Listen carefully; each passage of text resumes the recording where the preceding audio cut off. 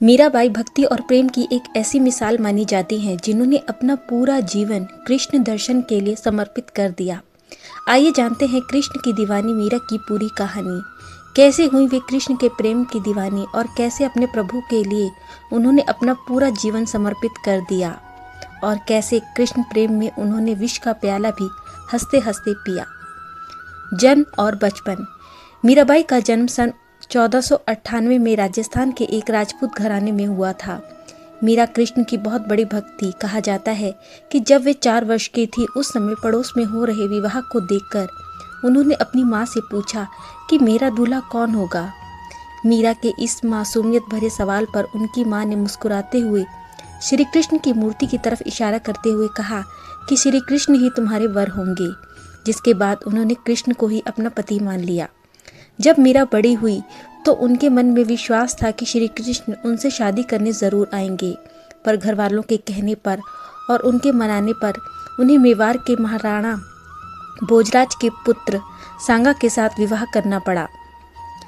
विवाह के बाद भी रही कृष्ण की ही दीवानी। माना जाता है कि शादी के बाद भी मीरा का कृष्ण प्रेम कम नहीं हुआ। विदाई के समय कृष्ण की मूर्ति वे अपने साथ लेके गई, जिन्हें उनकी माँ ने उनका दूल्हा बताया था। शादी के बाद भी मीरा कृष्ण की भक्ति में भजन गाती, पूजा करती।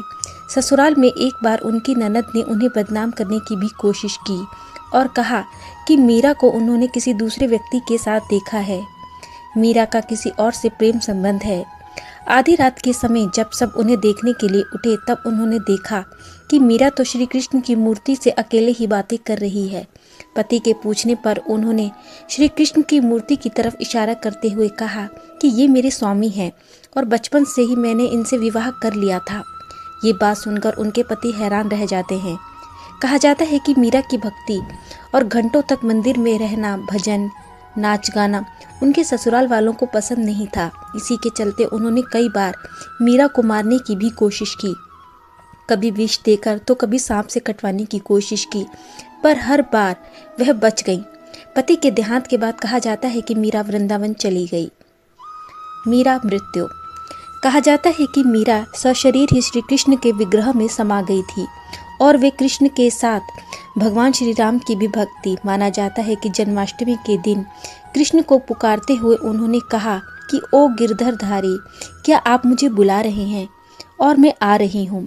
ऐसा कहते ही उसी समय मीरा में एक तरह का प्रकाश उत्पन्न हुआ और मंदिर के कपाट अचानक बंद हो गए और जब कपाट खुले तो मीरा कहीं नहीं थी। उनकी साड़ी भगवान श्री कृष्ण की मूर्ति पर लिपटी हुई थी।